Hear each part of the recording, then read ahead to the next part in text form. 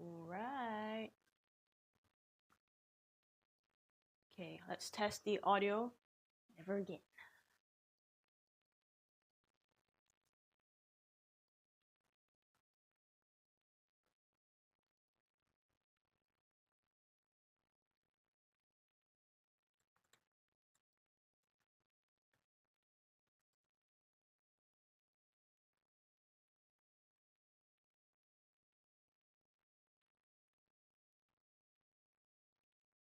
Okay, let's see how the audio is. Testing. Okay, is it loud enough? It might honestly be louder than like when I stream normally.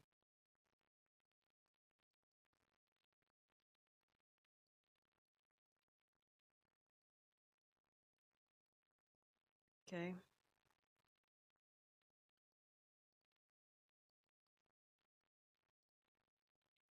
Hello.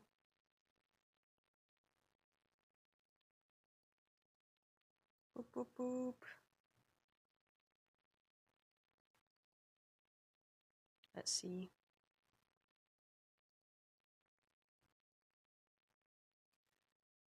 Okay, if I speak at this volume, how does it feel?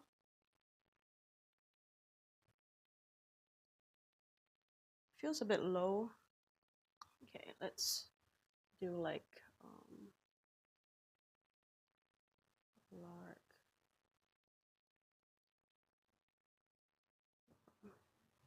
Okay. Okay, let's test it now.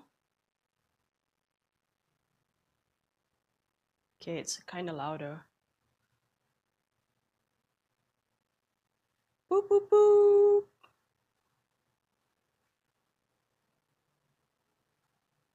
Does it peak? Ooh. Very sus. Okay. Okay, I think I'm gonna stick with this lower volume because it rather not peak.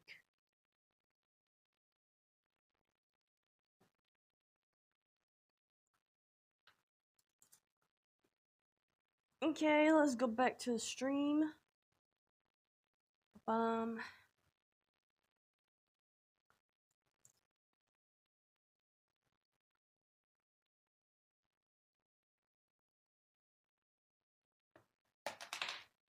Alrighty then. Woo-hoo. Hello. Oh wait, actually, I need my laptop because I need to see chat.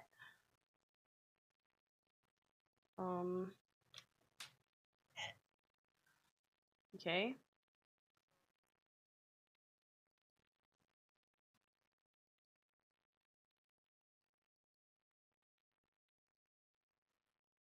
Okay. I don't really know where to put this, to be honest, because like there's gonna be a lot of cooking. So I think I'm just gonna not do chat for a bit I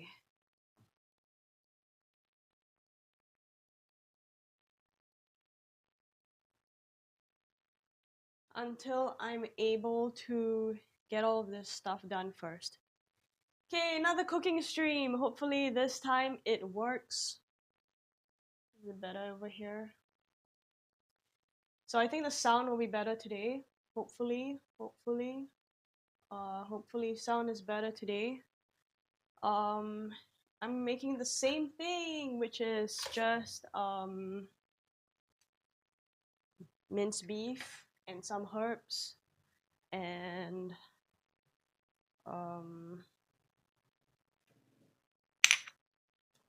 some cayenne pepper and chili powder. Ta-da! We got our herbs and spices. Let's put them in. So like the last time I did it, I like to put the stuff on the bottom because what I'm I don't want to make this complicated when prepping this stuff because I want it to make it as easy as possible, and then I want to make life easy for myself, which is why I'm meal prepping in the first place, so that on difficult days I have nutritious food to eat. So I also want to make the prep of this as easy as possible, which is, why is the chili stuck? Okay, that was accident free. So what I do is I just dump all the minced beef into the pot and then I flatten it. So that's why I'm adding the herbs and spices on the bottom now, so that when I dump the meat in, the bottom part gets covered. And then I will add more on the top. So what I do is pretty much make like a really big like beef burger patty, which I then cut up in section and then I freeze all of them. Yeah. And then in the freezer they last forever. So then I can have them forever and ever. Well, for as long as for however meals I need them, I guess. Usually I get like 5 portions or 6 portions out of this, which is like 500 grams each. So that's, we got 1.5 kilograms of beef here. Honestly, the beef was a little bit frozen just now. That's why the stream is a bit late. But it's okay. Yeah. Yeah, hopefully the audio is doing great. I mean, I tested it just now and it seemed good. And I'm glad that it is working.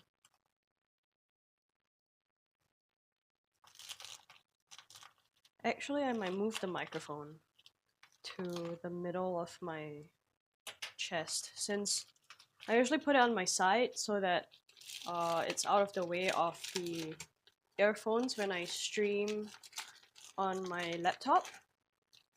Because if the laptop starts hitting it, then it goes shush shush shush. And that can be annoying to listen to throughout an entire stream.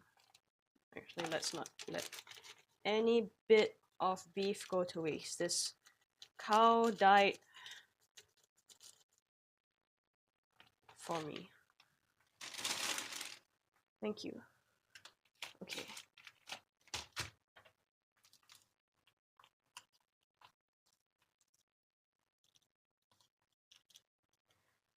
I know this is a lot of plastic packaging. Ideally, one day I live in a place where I can go to a butcher and they can pass me some meat in a maybe paper bag or a container that I bring, and then they can just put it in there. So then it's more sustainable. Also, I eat meat because it is important to my health, and there are, hold on, let me change the microphone.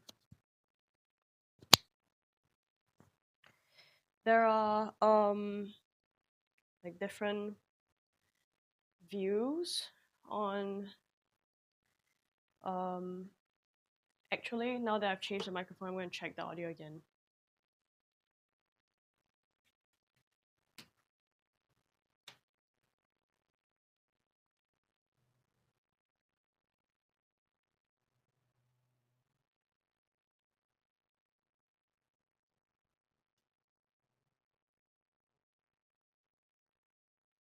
Okay, now that I've changed the microphone, I want to see what the sound is like. And if I move What is that like?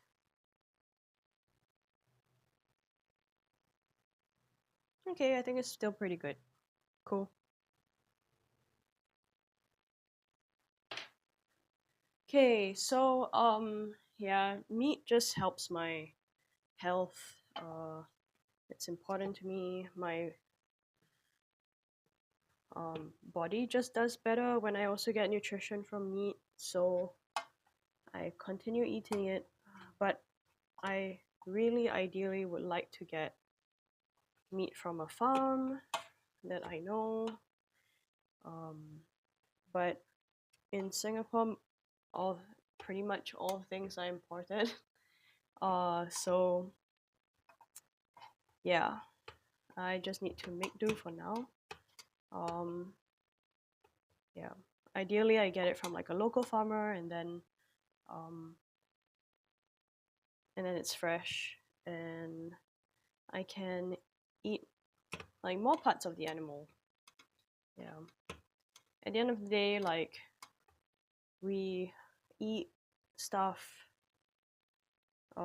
Like we exchange life force and energy for life force and energy, and it's just some people might say like it's how much suffering that you can, or how to reduce suffering while having to do that.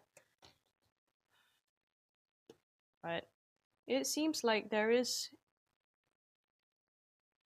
information out there that various kinds of beings, including plants, suffer too. So that is a challenging ethical dilemma if we want to take on reducing the suffering of beings in that way. Yeah. But anyway, mainly for health reasons. That's why I eat meat. Oh, I need to take rosemary. Rosemary.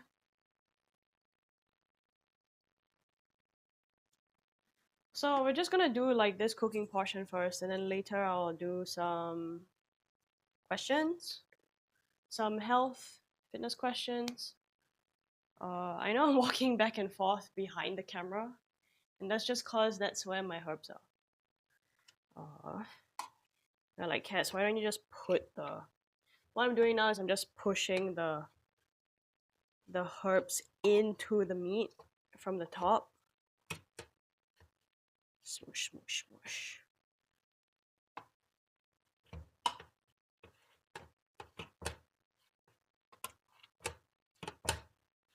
Oh, it smells good.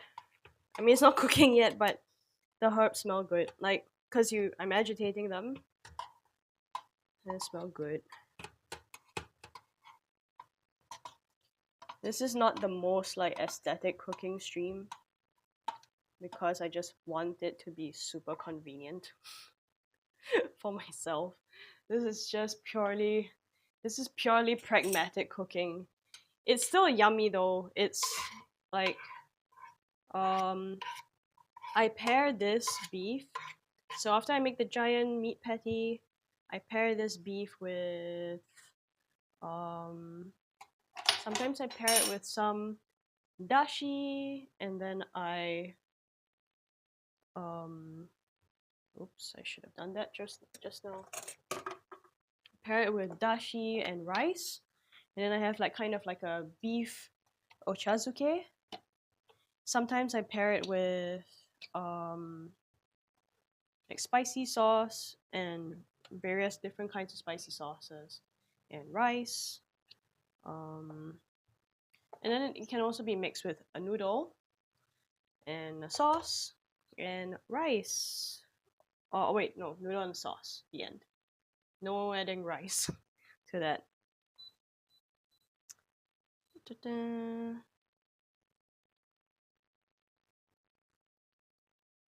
This is gonna fry for like 35 minutes.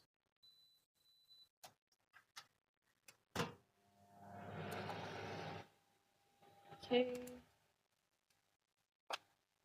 I wonder what the sound is like with the exhaust now on.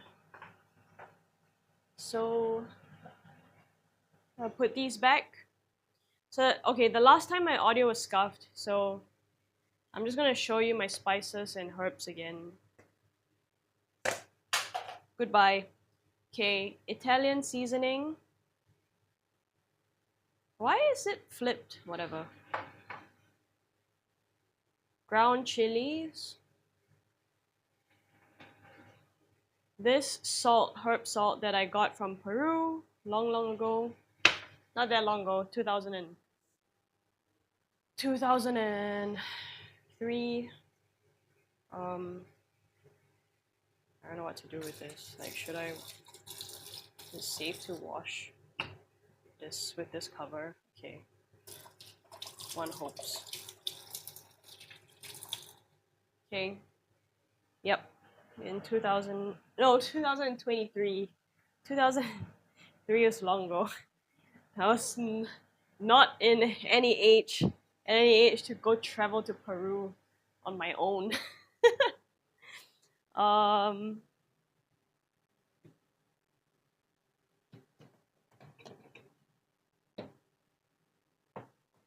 yeah, so 2023 I went to Peru. I talked about it on the last stream too, but the audio messed up from the last stream, so I don't think you probably heard the story. But that's okay. Anyway, today I'm trying to stream from Stream Elements instead of Twitch, and I really like it so far. Like, do that, can do this, can look at chat, can look at activities. And then I like that we can see the bit rate and can see like who might be in here, and different things. It's so good. Camera. Yeah. Yep. So anyway, I went to Peru. I can repeat the story, I guess, because the previous stream was is like unwatchable. Honestly, it's unwatchable. So I had some plans, and then we were supposed to meet a friend who lived in another country, and then we were gonna go to Peru together. And then plans changed, but I had already bought tickets to fly from LA to Peru because we were gonna do some stuff in LA. So I thought a return ticket from LA made sense. So I booked that first, and I hadn't booked the rest of the trip to Peru, which means I didn't know how to get from Singapore to LA first, right? Because then I have to get from LA to Peru, and I wasn't just going to fly to Lima, I was flying to Cusco, which means so that was another flight that I had booked already, which is the flight from Lima to Cusco and Cusco back to Lima. And so I had these flights available. So then what happened was I had to book a flight from Singapore to LA. And I'm not sure if there are straight flights from Singapore to LA, to be honest. I know there's one from here to New York. I know there's one from here to San Francisco. I don't know if there's one from here to LA direct. So, and I don't churn out money. So I booked, and also by that point, because plans had changed so much and stuff like that, I was waiting on plans to confirm. By that point, the tickets to LA were limited. Actually, I think there was a straight flight from Singapore to LA, and then that was still decently priced. And then by the point that I wanted to book it, it was already off the table. So I had to book whatever I could, which was to book a British Airways flight from Singapore to London, and then London to LA, and then LA to Lima, and Lima to Cusco. So one whole journey was going to be 4 flights to get to Cusco. And I thought, I was like, okay, I can book these tickets. I can probably just chill in LA for a bit. But no, that would have been a wise thing to do. But I was like, you know what? Let's just get there. Let's just get to Cusco. So I did like a 4 flight marathon all the way to Cusco. The quickest way from here to Cusco is probably like here, take a flight to London, and then London straight to Peru, probably to Lima, and then from Lima to Cusco. So that would be 3 flights. That would have cut my flights down by one, which means just one less layover. And honestly, okay, so this, not only was it a 4-flight journey, the layovers were also pretty long. So it just took a really long time to reach. And then because my flight I had to book like separate flights, I guess, from LA to Cusco. It wasn't all connected, so then I had to go through it. I think I had to get my bags and then put them in again. So that's cool. That's why I also chose longer layover period, so that I wouldn't miss my connections, and also so I had enough time to get my bags, check my bags in again, and blah blah blah blah.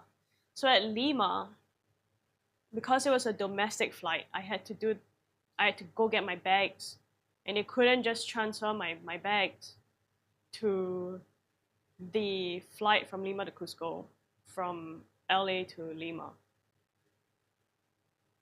And I haven't been in a country where I completely cannot understand or speak the language in a long time. Because Thailand, I can kind of understand and speak like very tiny bits of Thai to be able to get by. And then Japan, I can understand more than I can speak, but I can understand enough to kind of at least understand what's going on, and maybe ask for help, kind of. But at least to be able to understand what's going on in my surroundings. And I haven't experienced this not understanding what the heck is going on at all. Can't understand the signs, can't understand what people are saying around me. So from Lima to Cusco, I was supposed to do my own baggage transfer. And I had no idea where to go. They told me I have to go to a counter, and I was like, where's this counter? So pretty much I had to move from the international terminal to the domestic terminal. And they were close by each other. So I was like, I have no idea what counter I have to go to. Like, do I have to go to the check-in counter again? They said no. So I was trying to ask, like, do I have to go to a check-in counter? They're like, no. You just go down that way, and then there's a counter, and that person will be able to help you. So I go, and I go, and I go, and I don't see a counter anywhere. I keep wondering, is that the counter? Is that the counter? Is that the counter? No counter still. Okay? And then, but I see the security line for the domestic terminal, and I'm like, okay, you know what? Maybe the counter is inside. And I'm like, I don't know. So I asked them, I have this huge bag, it's a check-in bag. Can I bring it to security? And they're like, yeah, just bring your bag along. Just bring, you'll be fine. Obviously, don't say it this way, but they're just like, yeah, just go. And I'm like, okay, I'll just go. And I go, and I'm the only one with did I bring 1 or 2 bags? I had 1 bag. So I had one bag and there's one big-ish bag, like 20, 26, 27-inch bag. Um, I don't travel with a lot of things, so maybe for some of you that's like, they're like, Cass, that's not that big of a bag. But to me, it's like, this isn't a cabin carry-on bag, right? It's a check-in bag. And I'm like, okay, I'm the only one with this huge ass luggage, just bringing it along. And I'm like going through security, and everyone's like, "Whoa, this person has a huge bag." And I try asking people in the queue, "What do I do with this? Can I do anything inside? Can I bring this inside?" And they're like, "Yeah, it's just fine, just go." So I go in, and I'm like, "Okay, I'm here. I still have my huge bag. I don't know if I can bring this on the plane. Where would they put it on the plane?" And then I find the gate, and I go to the gate, and I don't know what to do at this point. I am delusional. I am tired. I haven't really slept much because I had 3 flights. At this point, a whole day probably has passed with very little sleep, or maybe even more than a day, more than 24 hours. Potentially, actually, definitely more than 24 hours, right? Yeah. So here I am. I don't understand anybody. Nobody understands me with my huge bag at the gate. And turns out you can write your name on a piece of paper and they'll put it on your bag and they'll just bring it onto the plane. Not with you, they'll just bring it onto the plane. I don't know where it will go on the plane, but they take your bag away. And I am nervous at this point because I don't know if my bag will end up on this flight properly. I don't know if this labeling system with me just writing will be any use or right. So this person goes around, they pass us all of these tags that we're supposed to write on. And then we're supposed to write like a specific number on it and stuff. Okay? I write mine, I put it down. And then later on, and then they take down the tag and they put it all on a list because I think they have to probably double check they are definitely on this flight and stuff. Later on, they say, "Hey, we need you to rewrite your tag." And I get really nervous because now I have 2 tags and they'll have 2 times of my name on this list. And when administrative things like this happen, it does make me nervous. And I really cannot lose this bag because I am traveling for almost 4 weeks and all of my stuff is in here. And then time comes to finally leave and go onto the plane. I am dying. The airport is small, noisy, and hot. and then I get on the plane. The person who was in LA really helped me out with the flight to Lima, and I think they also helped me out with this flight. So I had a really good seat, which I'm really glad for. They saw that I was traveling alone. They saw that I was traveling far. So the LA check-in person at the counter was really helpful. So I really appreciated that, and that changed my mind completely on LAX. LAX was nice and amazing, beautiful and natural. that trip. So here I was now on the plane. Pray, like I'm not religious, neither am I don't believe in any particular god, but I was like, please let my bag be at the airport when I get there. So I managed to sleep. The food on the flight was okay, I think this time. I think it was rice and chicken or something, which is great. And then and then I get to the airport. The airport at Cusco is small. It's the I think probably the smallest airport I've ever experienced. Maybe even smaller than the domestic Bangkok airport. Smaller than Koh Samui. Anyway, small, very very small. I think we were the second flight or the only flight to to arrive that day, as in that during that time. So there was another flight that had come in, and then it was our flight. All of the luggage had been taken off of the, what is it called, the luggage carriage thing, the I don't know, what is it called, the carousel, and then and my luggage was, I was looking around, okay, there were still some luggages on the carousel appearing, but most of them have been taken off. And I was waiting and waiting because I looked through all of the luggages on the ground already and mine wasn't there. So I thought, okay, maybe you know what, because I came to the gate with my luggage, maybe it's just late. It's just coming in later. And I tell them on my tag, I tell them I'm this person, I'm on this flight. And they look at the list and they say I'm not there. They say I'm not there and my bag's not on the list.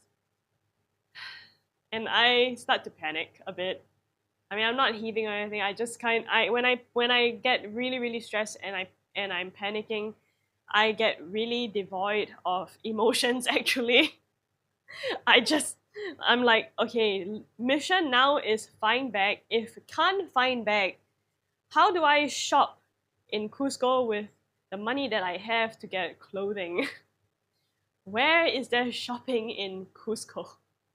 So I I just think, you know what? Well, I'll just wait. I'll just wait at the carousel and hope and just hope. And at this point, I can feel that things are bubbling up in my chest. I can feel a bit of my feelings again. And and then I ask them for help. Again, I'm not on the list. So I walk around this whole small airport and I try and look for my bag. Okay, I start looking on the bags, at the bags on the ground again. Okay, maybe I missed it. It was in between, sandwiched between two bags. But people have been clearing their bags out, so there are fewer and fewer bags on the ground. And mine really, really just wasn't where our flight's bags were. And then I thought, you know what? The other flight came in. You know what I'm gonna do? I'm just gonna go look over there at their bags. At the other side, I walk across this tiny airport, and I look among their bags, and there my bag was. I didn't know what to feel at this point. I think I was happy, but also I was happy, relieved, but also I wanted to burn something down. Like, why is my bag on the other side? But okay, you know what? It was on me too because I didn't know where the counter was. I could have probably gone through a proper process to get my bag on the flight in a proper way. So it was also on me. But man, I was like, why is my bag on that side and everyone's bags are on this side? And the some people actually did have to brought their bags on the at the gate, and they also, or they had cabin bags that they said that, okay, you're not bringing it onto the cabin, we want to keep it in cargo. So they also went through the whole tag list thing. So it wasn't just my bag that was on the list and was tagged. There were other people who also did that. Though I was the only one who brought such a big bag through security. So yeah. So then I was very glad I had all my things. I was very relieved. And I was relieved for the journey to be done. I'm like 4 flights. I just want to die right now. I'm I'm deranged. I don't know where I am in time. I'm tired. I'm dying. I want to eat. I don't know what time zone my body thinks it's in. But it was daytime. It was morning when I arrived in Cusco. It was 11 a.m., 11:30 a.m. And but I definitely did not feel like it should be 11:30 a.m. So yeah, I arrived at the hotel, and and I also hadn't showered for 4 flights, so I felt disgusting. I felt tired. Didn't know what to do. So there I was, and I really didn't want to sleep in the bed without showering because like I'm so filthy. I have to sleep in this bed for a few nights. So I took a shower, and it felt really good to shower. But also I think when I settled in, it felt like it felt like my body was crumbling because it's like, oh, we can finally just die now. We've reached the location. We don't have to hold on anymore. We can just start to malfunction and die. And so I took a shower and then I took a nap. And when I woke up I really contemplated whether I should take a nap because I thought if I take a nap, I may ruin my sleep for a while. And I decided to take a nap because I my head was hurting so much. Light was hurting me.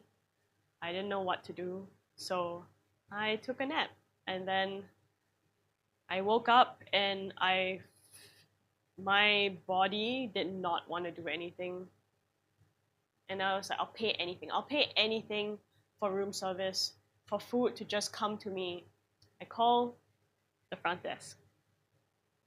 Hi, is there anything I can eat? Room service? Anything? No room service. And I'm like, no. No, I can't even pay to win. I can't even pay to win. So they're like, hey, you can come down to the front and we can tell you where to go to eat. So I said, okay. I go down to the front. When I was ready to face the world again, I wasn't ready. I just had to. I'm like, I can't starve. I need to eat. And then I go to the front and they say you can go down this street here, here, here. They point out some restaurants. I remember I saw a chicken place on the way in that's just 2 streets down, and I said, I'm going to that place. I don't want to think. I don't want to have to walk too far. I just want to go eat some chicken and fries and vegetables and then come back and die. And I wanted to just eat a very, very, very big meal and not have to go out again. And then maybe buy some stuff that I could just eat in the room. So that was what I did. So I ate. I think the people at the restaurant were like, wow, is this person okay? Because I probably said like this, like.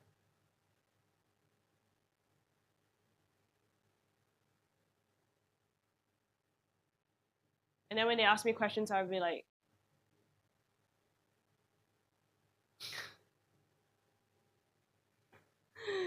yeah. So they helped me out, and then I ate nice chicken. And apparently in Peru, the chicken is really, really good. And potato was really good too. And actually, all the produce was amazing. And I enjoyed the meal. I made myself eat as much as I could. And then brought some back. So that I had dinner too. Yeah, I thought I was on the brink of falling sick too, and I was sniffing essential oils like a druggie, but I was fine. I was still taking my supplements on the flight, making sure that I was eating okay, making sure that I was resting, keeping my stress levels as low as possible, doing breathing exercises so that manage my stress levels, making sure I was taking naps. So I managed it all as best as I could. And I didn't have any altitude sickness too, so great. I just don't think I get that, which is kind of cool. And I had bought, because I was worried that I was going to have altitude sickness, I had bought 14 days worth of altitude sickness pills. And now they're still here. I mean, they're probably I don't know, when do they expire? Can I gift it to somebody? You can't gift medication to people. So I just spent money on that. Yep.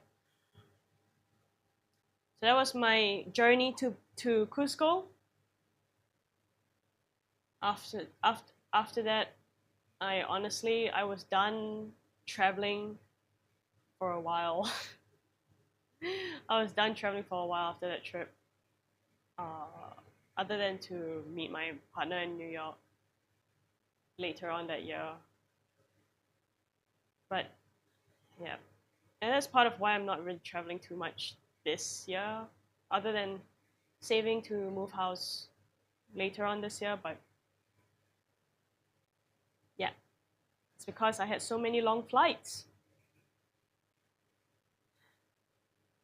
Yeah, I recommend taking, if you're going to South America from the southern hemisphere, to go some other way. Do not do this.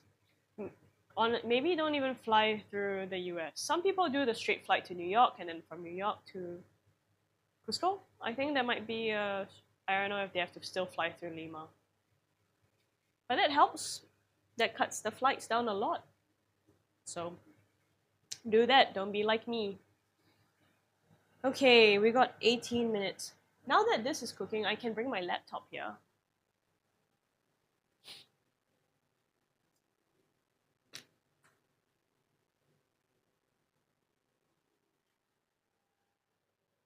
For people who are in chat,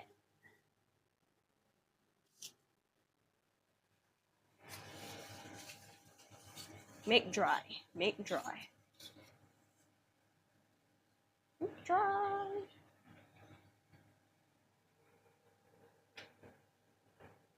I don't know if this is a very, very good time to stream, to be honest. Like, yeah. We have questions about health, fitness, or injury, theme, or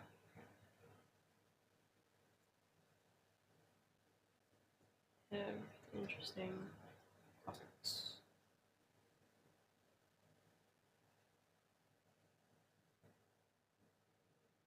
Somebody?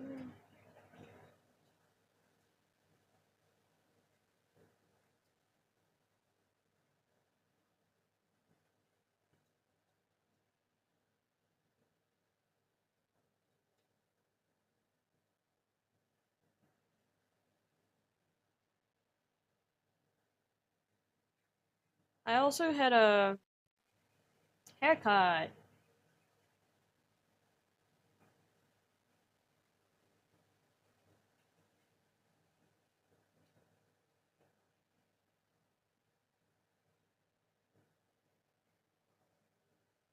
I also had a haircut today. How does it look? It's how the back looks.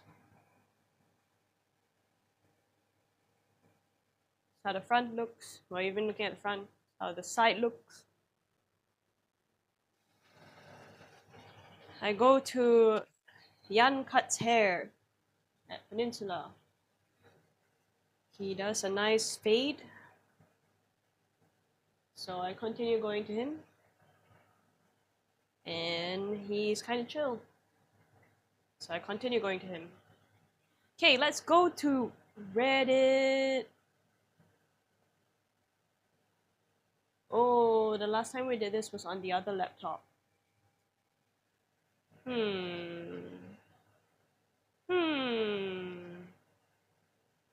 Never mind, let's just go and we will whatever. we'll just go to another thread.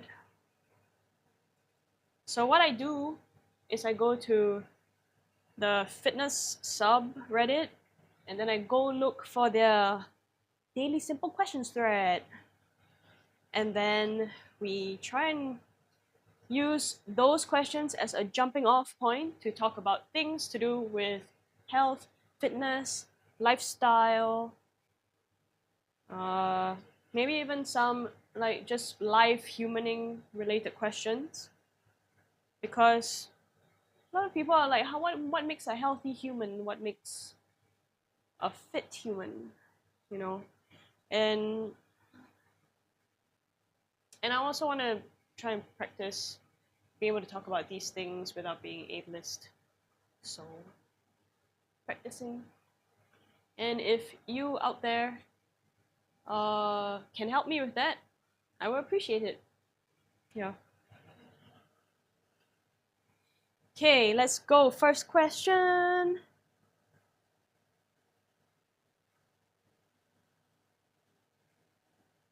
Oh my god.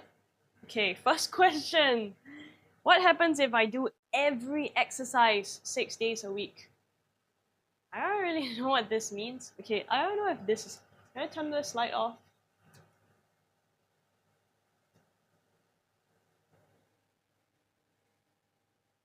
Is that better?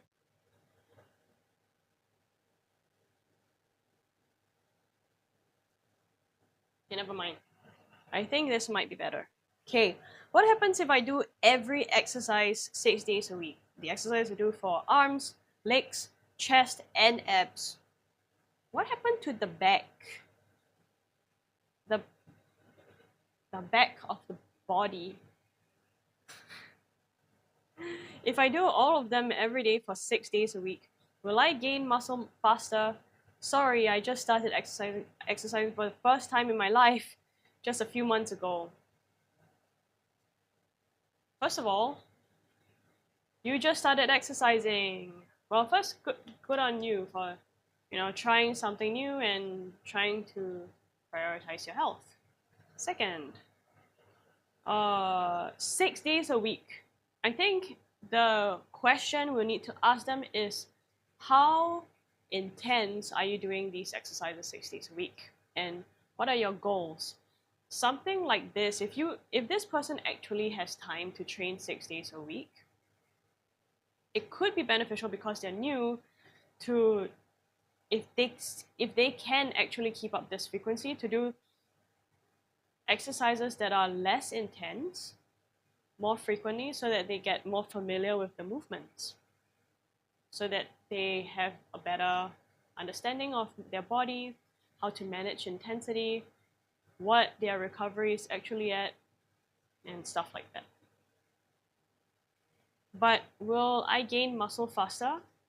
If you are a newbie and you are training 6 days a week, it's probably going to be quite hard to push the movements, which means that you may not get the amounts of,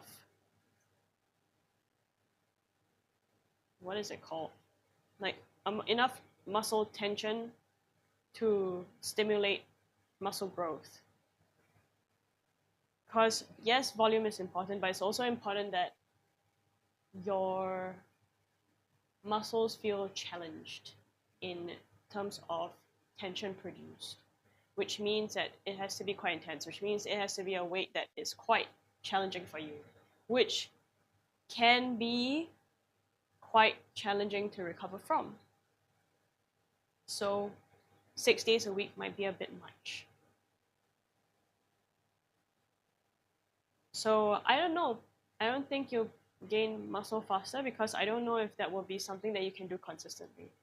And the thing that will give you the most gains is what can keep you the most consistent.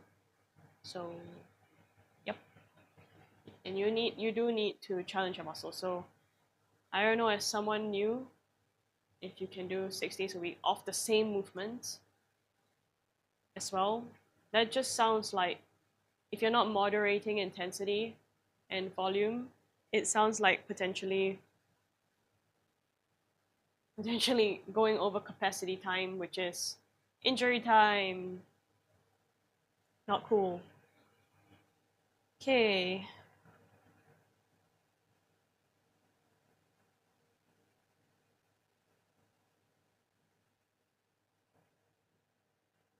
So what I do is also I just look through the questions because some of them are questions that I don't really want to answer.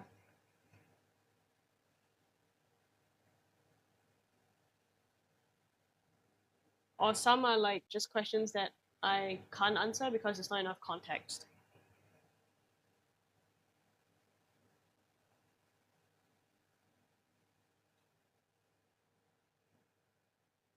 And then some questions are way too general. Like this, how beneficial is using gymnastics rings for strength, hypertrophy, mobility, etc.? Beneficial compared to what? And beneficial for these things, yeah, compared to what, I guess. And what type of growth results from incorporating the lack of stability to increase progression?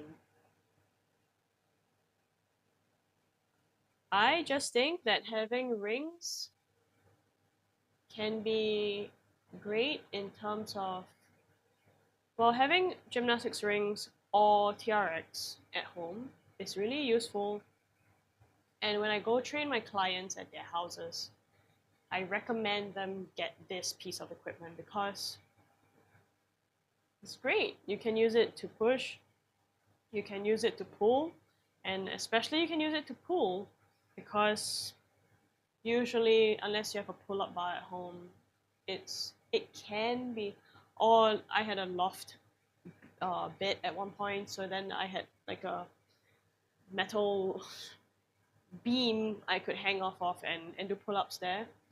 But typically, there aren't really places to do hanging or pulling exercises in homes. So that can be useful. They are also easy to bring around and travel with if you wanted to do that. And that gives you more flexibility and options for what movements you can do.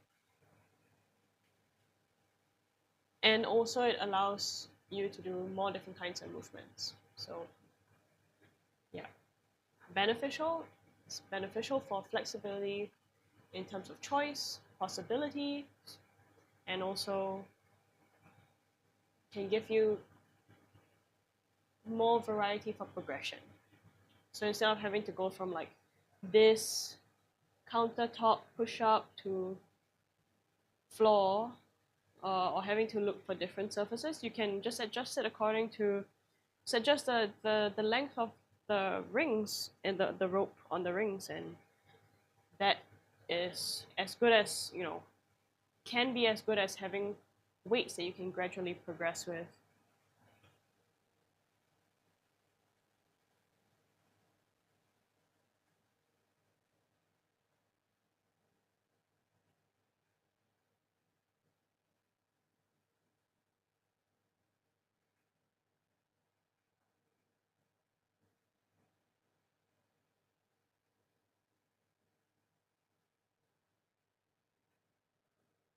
Question is doing 3 exercises.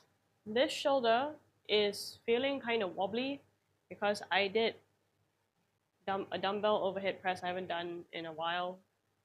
And then I dislocated both my shoulders before. Not at the same time, one after, not exactly one after the other, but they both have dislocated.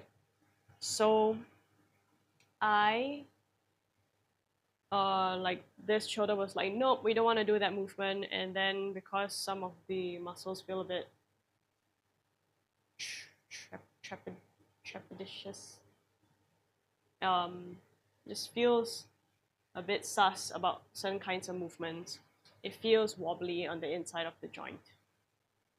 Probably have less, like, I don't know, I may be labrumless on both shoulders for, it's possible. I have a video about me dislocating my shoulders on YouTube. You can check it out. Anyway, it's an offline video. So, okay, is doing 3 exercises per 2 sets each better than doing 2 exercises per 3 sets each? So, is it better to do 2 sets of 3 exercises, or is it better to do 3 sets of 2 exercises? I think, honestly, oh my god, this is spitting water. No, no, no, no, no. Ah! How long has this been happening?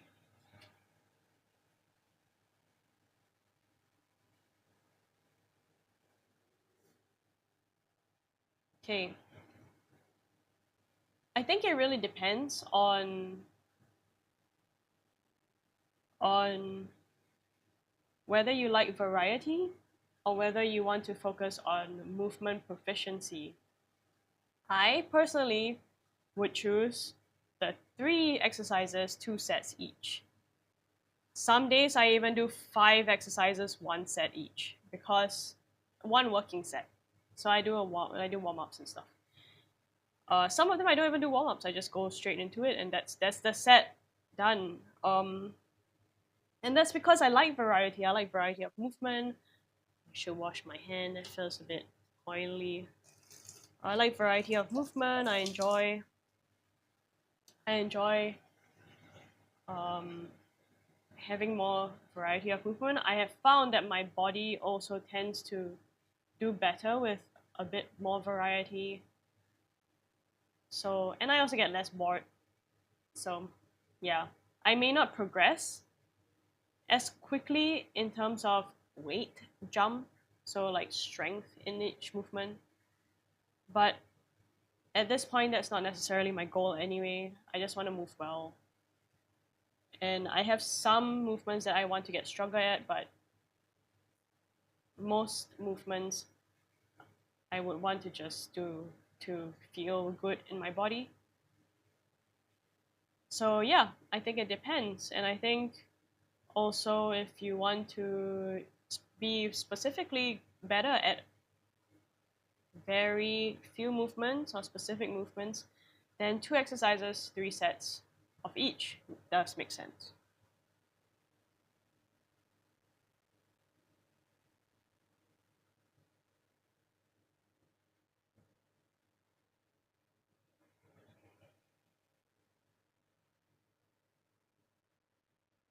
Am I exercising too much? This is a question a lot of my clients do ask me, and it's not just exercise, it's just like, am I doing too much? How can I know when I do too much? Within a session and between sessions, or rather, like, how do they gauge from their body if they're doing too much? And then how do I know if I'm doing too much in a week? And this question is difficult to answer because it depends on your week. So, okay, let's continue reading this question. I'm 25 years old, not overweight, but certainly not muscular either. I rock climb or boulder twice a week, but honestly, I'd like to make it 3 because I enjoy it so much. Okay, good observation and awareness, and then also great info for if I'm a coach helping them program.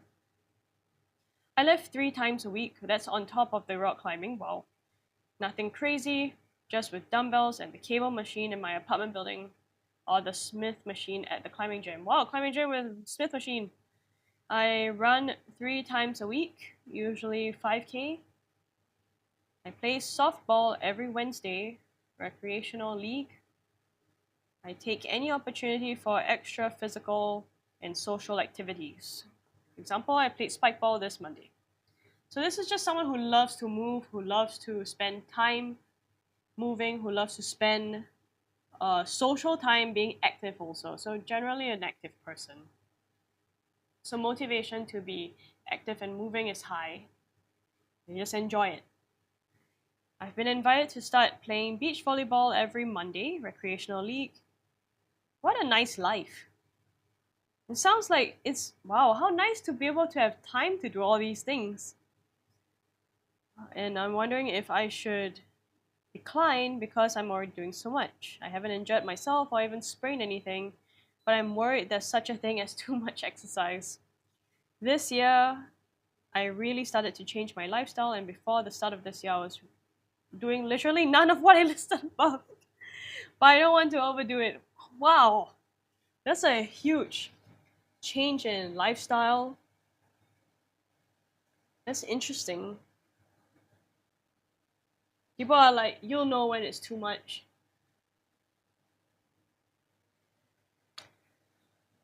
The skill of knowing when something is too much, honestly, could be better um learned, because I think a lot of often people don't know what too much is. Uh, okay, there are different groups of people. There are people who are like, that's too much really quickly, and then there are people, and there are very motivated people who may not know what too much is until they encounter injury or a lot of fatigue. So this person's quite young too, 25. That's really young to me. Cause I think these days a lot of people are like, oh, 30 years old, unk. Okay, no, 30 is still young. Uh, in fact, some of my clients are 50, and I'm like, you're still young. You could like live. This could be a halfway point in your life. You could live to 100 these days. That's young. So 25 is like what? If we assume that they can live till like 90 or 100, that's like almost like a quarter of their life. It's young. Okay, so how much is too much? Okay, this person, um, honestly, with all the activities, every activity that they do, they can just adjust intensity. If they enjoy climbing, if they climb and boulder and what they love to do is just the feeling of climbing, they could just do easier climbs. So maybe do in one session, one twice a week. So one maybe in one of the sessions of bouldering, they can do one or two harder climbs, and most of them are easy climbs. And then I think with climbing and bouldering, it's also usually quite a social thing. So lots of rest time in between. But I think also not so much rest that you become cold. So yeah, just I would just adjust the intensity of different things. Like I guess the things that can be a bit harder to adjust intensity on uh well, or like effort, like in terms of the ability to recover from the thing. A softball and the beach volleyball, because they're sports, and yes, it's recreational, but it's competitive recreational. If you get really into it, you're gonna get really into it, and then you're gonna push yourself a little bit more. So I would say those two will probably be a bit harder, which means the ones that you can control, definitely try and manage it. The effort that you put in. So that would be the climbing, the lifting, and the running. I think an underrated thing about running is you can just do really easy runs. You can just do runs that are like um they're like you make sure that you don't get out of breath. You can have a conversation the whole way. And or if you wear a heart rate tracker, you can see that it doesn't get too high. And if you know or you feel your own heart rate in your body, and if you notice that it's getting too high, just slow down or even stop and walk for a bit before you let yourself calm down and then go again. Make the runs feel as easy as possible, and think about make it more like, how can I make this distance feel as easy as possible while still being able to while still running. Yep. And then maybe like once like here and there you can try and complete a run within a distance within a certain time to push a little bit more. But I think it is quite underrated to run in this way, which is how can I make this same thing, and it can even be tempo runs or tempo runs where you run at 60-70%. How can you make that feel easier when as you do it? Yep. Yeah. Oh, this shoulder. I'm sorry, shoulder. I'm sorry I did that. It's not happy. So what I'm doing now is because it's like I need attention, I need help. I'm just doing some easy movements to try and map what is actually okay because it's getting really achy. So it's like we can still do this. We can do these movements. And I find this is a lot of people try to not move when they're injured or when they feel some kind of pain, but the movement can actually help you. Uh, Your movement can help you recalibrate what is actually dangerous, which will then help you with the pain signals because that's what pain signals are trying to tell you. Okay. How long have I been streaming for? An hour? Wow.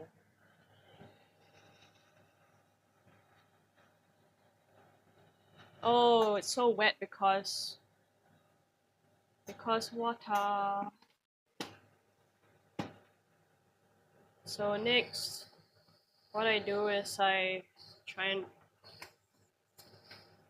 even I can close it.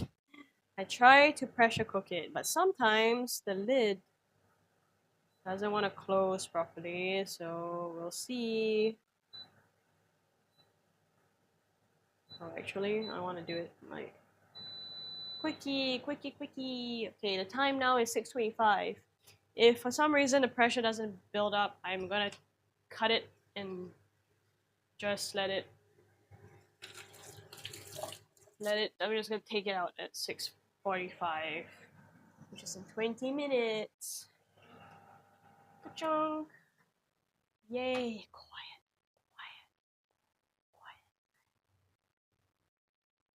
Yeah. So that's what I. And then okay, so what are the signs of doing too much? Consistent aches and pains that that do limit your range of movement, not to the point of injury, but it's just like it's hard to get up.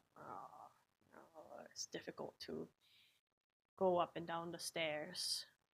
I think for me, I think also for this person, if it starts to feel like a drag to go to things that they like to do, like it's hard to go climb. That's a sign. Too much is happening. So yeah, if you start to feel like it's a drag to go to things you actually like, I think that's it. And also, it's hard to be in certain positions. And then if you feel tired or it's hard for you to concentrate, think, be with people, maybe you notice your mood's kind of grumpier and stuff. That is also potentially doing too much. Other than that, maybe you notice when you run, it feels much harder to do the same kind of run, or if you lift, it's much harder to do the same kind of lift. If you climb, and you know that you typically, I can do this route or I can do this. Can't really say that if you can do a specific level of climbing, like a grade of climbing, that you can definitely, that you know that you'll be able to do it because different people have prefer different styles of climbing, but like with the holds and the how the route is. So it can be quite hard to gauge. But if there are routes that have been there, and typically, I can do this route, it feels like a 3 out of 10 in terms of rate of perceived exertion, RP. Then, but now it feels like a 7 or 6 out of 10. Maybe that's probably signs of fatigue building up. And then sleep. Are you sleeping well? Are you waking up feeling okay? Are you able to fall asleep? as easily as you typically do? Do you find that you're waking up a lot at night? Those things. Other things to gauge stress is, or like if you're doing too much, is to do body scans. I think it is beneficial to do a body scan at the beginning of the day and then maybe at the start of any kind of session. Check in, how am I feeling today? You can do the RP, or rather, not RP, but what are my energy levels for today? How do I feel like? Excitement levels or hype levels, or just how do I feel energy wise now? And then you rate that out of 10. And if you notice that it's consistently low, then you might be doing too much. I've been doing this, I've been trying to do more of that, which is how am I feeling energy wise at the beginning of the session, and then tailor the session and movements to the effort that I'm ready to put in that day. And it's been great. I still do some similar movements, but I try to just manage the volume and intensity. But I still managed to get this shoulder thing. Still. I am on my period, so sometimes my tendons get really wobbly during my tendons and my ligaments. Yep. So yeah. Let's look for more questions. Question.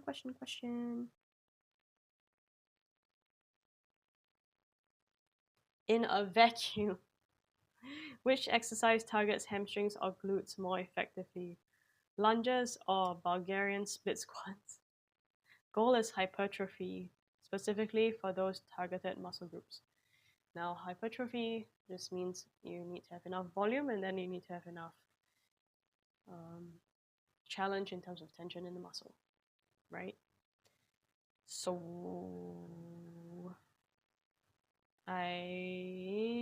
if we had to choose between these two, I would probably pick a Bulgarian split squat and position yourself such that you can feel it more in your glutes. And you feel it kind of in your hamstrings. Actually, lunges, for me, I have some irritation in my right hamstring tendon from long ago when I did the yoga thing. And then there was just a lot of hamstring stretching, and then it was not happy after that. So sometimes it still comes back, but most of the time it's okay. I'm just moving the shoulder because it clearly needs help. And most of the time it's okay, but sometimes when I do lunges, especially if I do lunges that are more dynamic, where I have to like maybe a step forward kind of lunge where I'm coming up as quickly as possible, catching myself on the way down really quickly too, the hamstring tendon gets a little bit like yeah, it's a little bit, and then I try and count, like touch the area and like massage it a bit, and then do a little bit more warm up, and do some stretching. So like do like good mornings without weight, or sometimes with weight, and then just pause at the end of the good morning stretch a bit. And then it doesn't go as it just goes like, okay, it's chill. So for people who are like, oh, hamstrings, it doesn't effectively target the hamstrings, it doesn't target, but the hamstrings do work in the lunge. But if we were to talk about targeting the hamstrings, I guess you're better, and the glutes, you're better off doing a Romanian deadlift. Yep. But for the butt, for the tush, I think the Bulgarian split squat is a good one because of the greater stretch. But yes, if you want glutes and hamstrings, again, it's not like these don't work the hamstring, but if you want to more effectively reach both of those at the same time.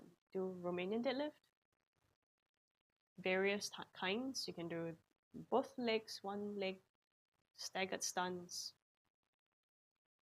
whatever. Deadlift buffet, can do all of them.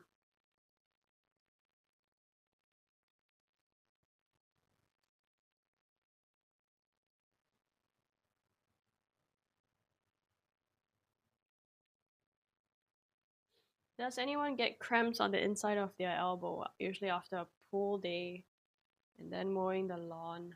I'll be in the shower washing my hair. I felt not cramped, but I felt like whoa, forearms are tired. And all of a sudden the inside of my elbow cramps and basically locks up unless I immediately lower and stretch it out. I'm assuming this is just due to intense training and maybe not enough water. It's such a weird feeling and I couldn't find anything similar by searching.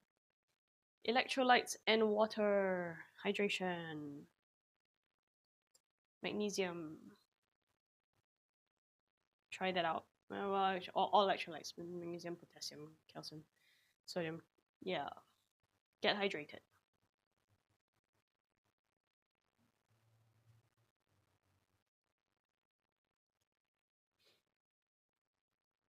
I'm missing reps, but I'm fresh going to a workout, so I can't even match my previous performance, but I'm energetic. What fatigue would this be? Local, systemic, or CNS? Missing reps. So trying to reach, I can't even match my previous performance. You see, the problem with such, I would tell this person probably to try the okay, they did say they're energetic, but rather what was this week like for you? How was your recovery? How was your sleep? And then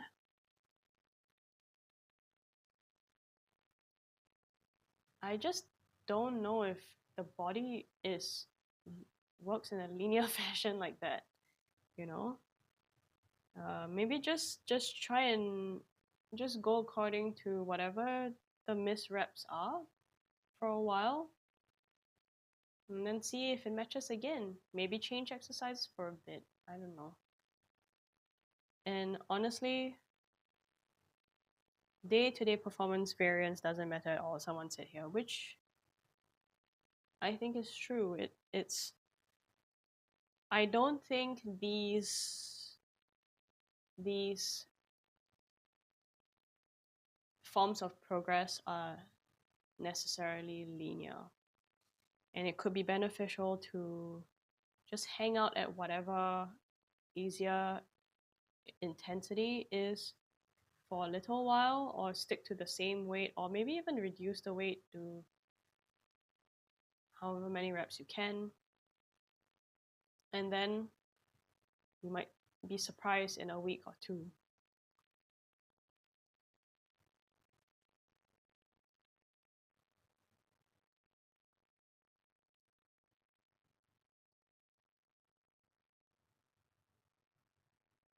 I'd also want to ask how long have they been running this program for, and what the other days look like, because there's no context there. Because they might actually be getting fatigue from other days that they don't realize that they're getting. And if it's a newish program, it's just like give it some time. And then also just check out what the other days are like. It takes a while to adapt, so give time. Give time, give compassion, give opportunity, and chill times also. Okay. I think the pressure can't build up. It's already 6:37. Typically we would have sealed. That's what happens when I put the lid over when it does the frying thing. So then the rubber and something gets affected. Like the rubber gets affected. It can't seal well. So then it can't do its pressure thing. Well, when it is done at 6:45, which is in 7 minutes, I will say bye. I think that's a good stream. We didn't have many people come by, I think, but that's okay. This is I think this might be my first time streaming till this late. New things.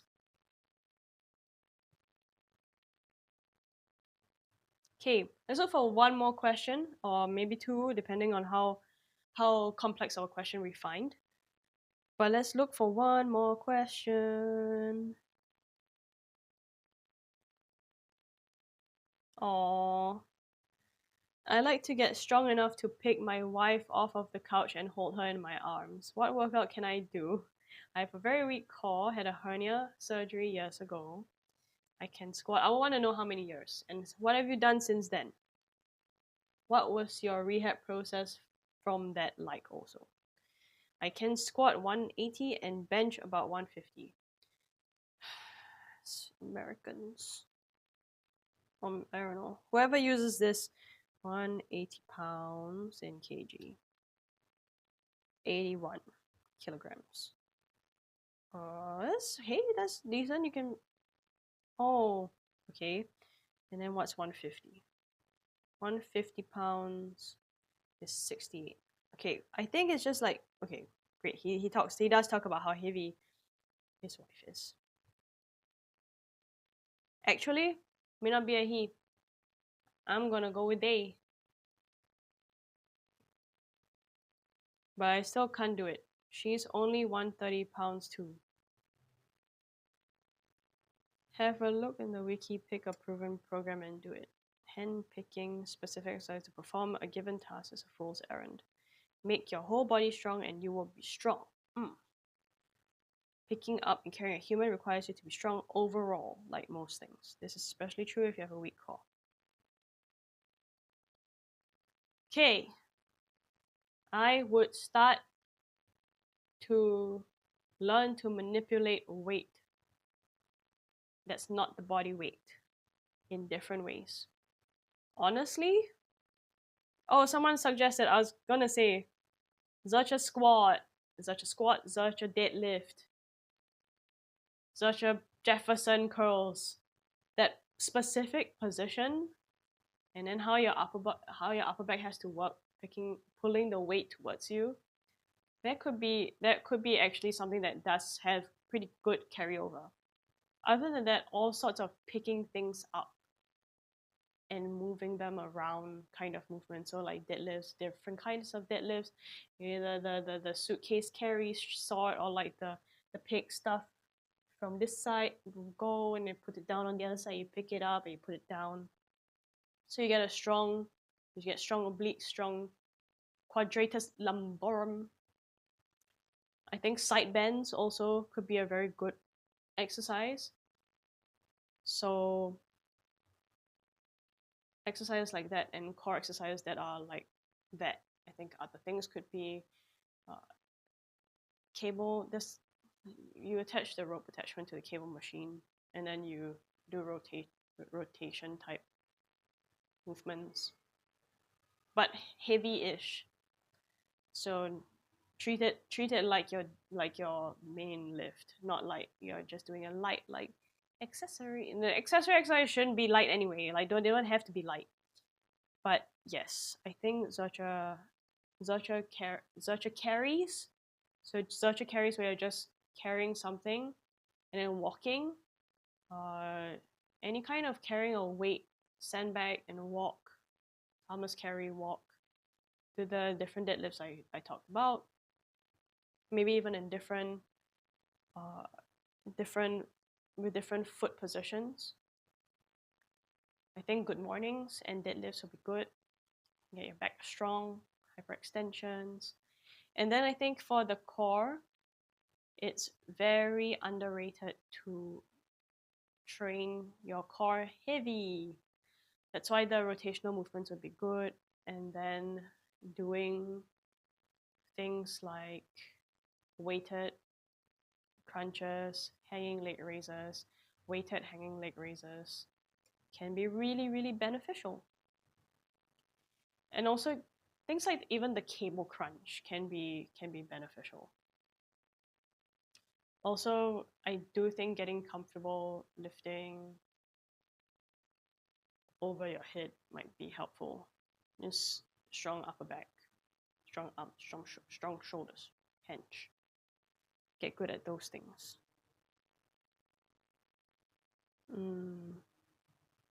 But yeah, I do agree with the person that said you have to just get strong overall.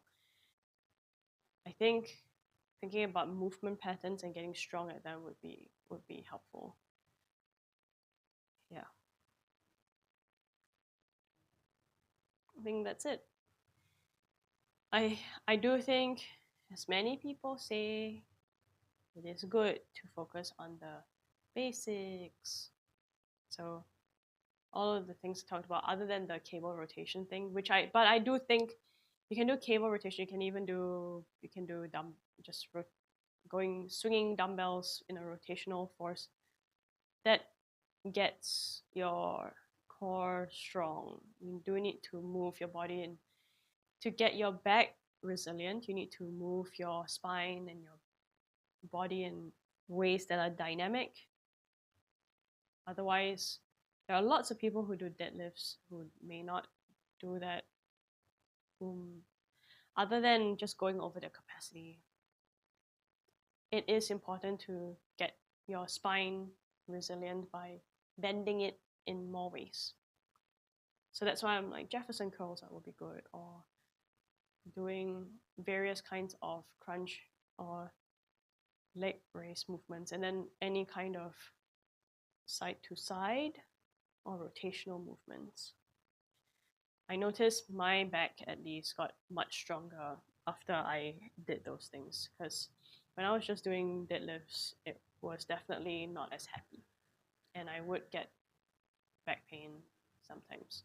But sometimes I also did overdo the hyper extensions, and my back was like, what are you doing?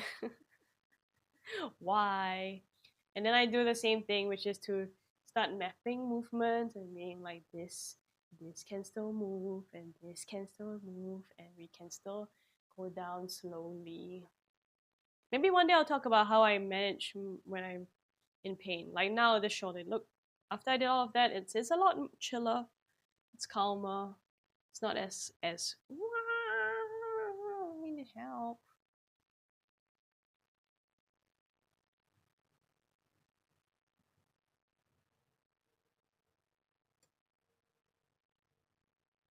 Yep, much better. And I'm not trying to challenge range of motion here. I'm just moving in ranges that feel comfortable, or might feel a little bit tense, but not in any range of pain. Might be a bit uncomfortable, but after moving through it a few times, it feels less uncomfortable. So that's a good sign. That's like the alarm system's like, okay, actually that is okay. Sorry for the alarm. All good. We're gonna turn it back down now. That's what's happening. Okay, this is clearly not able to seal. So I'm gonna turn that off. Okay. I'm gonna say bye because I'm going to prepare dinner. And dinner tonight is...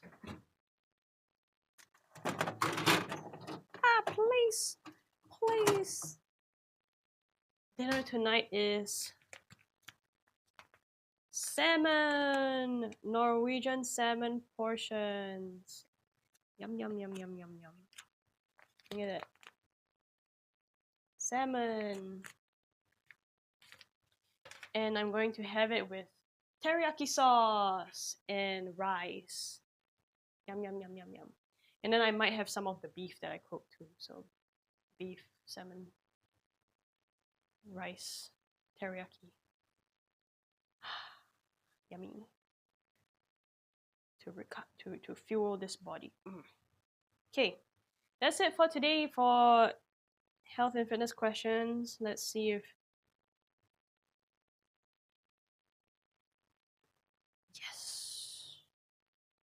Okay, why I'm saying that is because Automod worked to block a spam.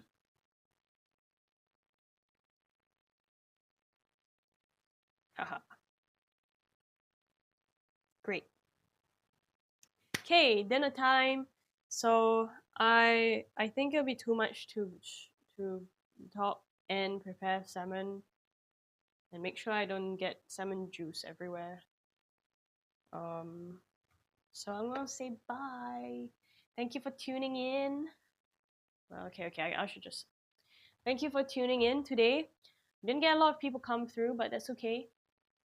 I also didn't talk about why I didn't stream yesterday, and well, in general, it's a little harder for me to stream on Monday and Tuesday and Saturday and Sunday, and no, I can't stream on Friday, which I am going to tomorrow. But I didn't stream yesterday, and typically I stream on Wednesdays because I had work at the time that I would stream at. So, and I couldn't stream earlier in the day. I had other things to do. That's why I didn't stream. But I'm glad I got to stream today. And that's great. I'm happy I got to stream today. And other things to talk about. Honestly, I think I'm done playing Schedule 1. I think I'm gonna try and look for a new game. If you have games to recommend, please tell me. You can come on stream tomorrow. Tomorrow I'll stream at around 2:30 to 4. This is Singapore time, which is 2:30 a.m. Eastern time in the US, and in Europe that is 6 hours before. 8 a.m., 8:30 a.m. in Europe, and in Japan that's is Japan 1 hour ahead, or it's either 3:30 or 1:30. I can't remember right now. Anyway, and then if people are somehow tuning in from Australia, that's gonna be 5:30. Anyway, so I think I'll look for a new game because I really don't like when game life becomes just managing resources. I don't want to run a business where I'm broke most of the time and running away from the police. And it is quite sad to be someone. And I saw, the later drugs that you sell to people in the game are things that get people addicted to it, and it's too real, man. I don't want to.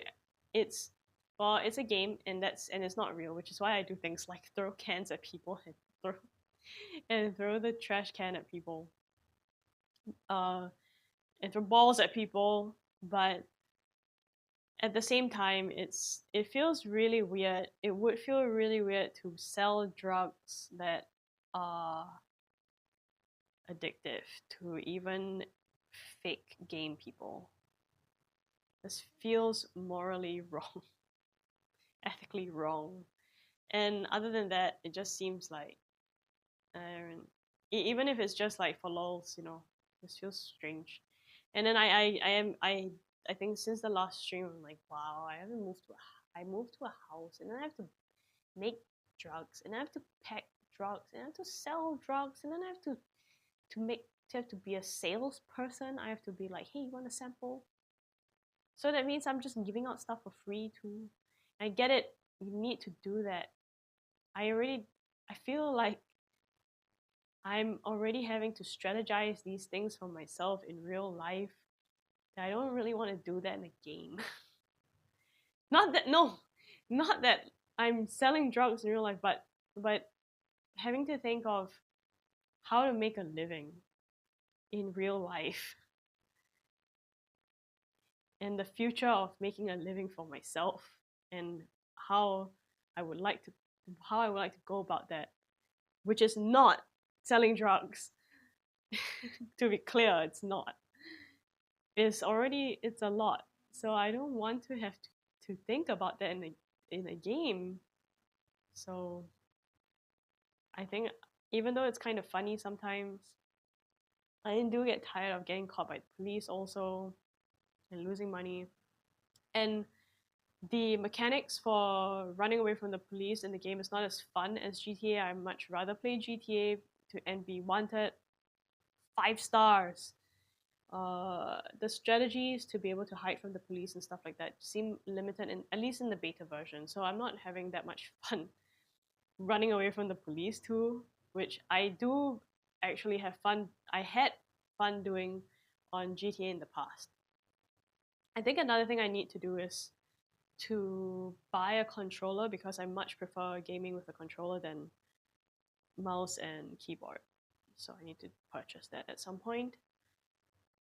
I do have Witcher, and I have played Witcher 3 before, but what I can do, because I downloaded, or I not download, I bought the trilogy pack when they had their 10-year anniversary celebration thing. So I could play one of them that I've not played before. I could play Witcher 1 and do that on stream. Because I know for sure Witcher 3, because I love how the game is. I love how the game looks. Maybe that's fun to play on stream too, but I really just want to take my time and enjoy that game. So I don't know what kind of game would be nice to play on stream. I think also a game that has, like, what I did like about Schedule 1 compared to Firewatch was that there were stakes, right? Like, I could get caught by the police, things could happen to me. But what's a good game to play on stream that I would enjoy? Games I have enjoyed in the past. I have not gamed in a long time, but I mostly gamed when I was a kid. I say I'm saying bye, but I'm not chatting a bit. But I get it. I haven't streamed in a week, so I'm just catching you guys up and letting you know my thoughts in terms of streaming. So I used to game on PlayStation a lot more, and then on computer I would mostly play MMORPGs. Like at one point I played Final Fantasy 13, the MMO one where you can meet your friends on. That was really fun. That was really fun game. So I do enjoy MMORPGs. Uh, I used to play Maple Story long ago. It was just fun to play with friends and just hang out on the phone and stuff. And then same time as Maple Story, I also played Audition. The games that I played on PlayStation were a lot of fighting games. I played with my brother, and story-based games were like really long ago. Oh, this is gonna be a throwback. Time Splitter, Metal Slug. Those were fun. More recently, I guess on PC, which is on Steam, but with controllers, I played this platform game where the things look like blocks and they punch. They look like blocks. No, they can look like different things. What is it called? Blah blah. It starts with B. Can't remember. But it's like a two-player, or it can be one player, but mostly two-player thing. And of course, I played like Pico Park, and I like Jackbox too. I was more with friends. I clearly, for a while, was more of a social gamer. Even though I do like games, the games that I really played by myself, I think having a social element while also being able to play by myself, something I did like. I didn't really get into first-person shooters because the camera stuff really fucks with me. I don't do well with that. So I don't really plan on starting Apex Legends or Valorant or Fortnite. It's not really my thing. I might want to do things like I like stuff like Mario and I do like fighting games, so maybe I might look for stuff like that. But to level up skill wise on those games, whoo, it's hard. So I don't know. Thinking about it, I do like games with a good story typically, but that can be hard to find. Firewatch was beautiful. Story was kind of meh. Very strange relationship both ways. A strange relationship with his wife, and a strange relationship with the walkie-talkie person. Yeah. Then I didn't particularly enjoy the story. Also, the uh, it reminded me. It was mildly horror. I think honestly, I don't know why this was under a list of it's a chill game, chill slice of life game. This really reminds me of when I watched Midsummer without watching the trailer, and I wondered why this slice of life Swedish movie was strange. And then it went from strange to just scary. But I continued watching it anyway, and then I got traumatized. So and then so Firewatch was a little bit like that for me, and then finding dead kid and stuff. Spoilers, but I think it's a really old game, so I don't think spoilers. It's almost 10 years old, so yeah. So maybe something fun with a good nice story and some stakes. I might, you know what? I might end up playing Witcher something because it has all of those elements. Yeah. And I think when I get a controller, I'll be happy to play stuff like Fall Guys and things like that. Because I do like those games. I do like games like that. Other games that I play. Oh, I played It Takes Two too. That was kind of fun. I know there's a new one, but I don't have anyone to play it with me. So I can't play both. It's too much. So if I can find someone who will want to go through the new It Takes Two, I don't know what it's called. Can't remember what it's called. Maybe I could play that on stream with someone. Yep. So if you have anything to recommend, can come on stream tomorrow. I think I'll be online about I'll be on live about 2:30.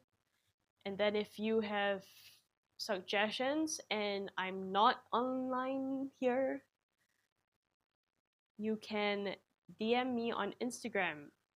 You can search Cass Huming. I don't have the handle yet. I'm the Cass on Instagram. But if you search Cass Huming, I'll come up. Yep. So you can recommend games to me there too. All right. Oh, another thing I started to do yesterday was start to edit some clips and upload some VODs on my YouTube, on the stream channel on YouTube. So I think I talked about this last week where I'm like, what am I supposed to? Where should I upload stream videos to, and where will I upload offline videos to? And I will change the VOD channel to Cass Humaning Streams, and then VODs and edits from stream will go on there, and then shorts will also go on there, and I don't know if clips will go on there because there's clips too. Maybe there'll be a Cass Humaning clips channel. But anyway, but at least I found somewhat of a solution to that. That's it. Okay, almost 2 hours. I was chatting for a bit, so hopefully that's all caught up now from last stream. Yeah, so no more schedule one in the future. I don't know. Who knows? I might pick it up again, but for now, I want to look for some other game to play Because I don't want to be a business owner in a game. What? That's I I am. Well, I'm not a business owner. I'm a freelancer doing things, which is kind of like owning the business. Owning the business is me, just me, and I run the service. So, yeah, I don't want to run a business on the game. I'm selling product I don't want to sell. You know? Okay. All right. I have an early day tomorrow before I stream, so I'm gonna say bye. So wherever you are in the world, I hope you have a good night, good afternoon, good morning, good day, good evening if you're here in the same time zone. And yeah, I hope you have some good times ahead. Whether that's good sleep, a nice rest of the day, and I'll see you tomorrow. Goodbye, bye bye, bye bye.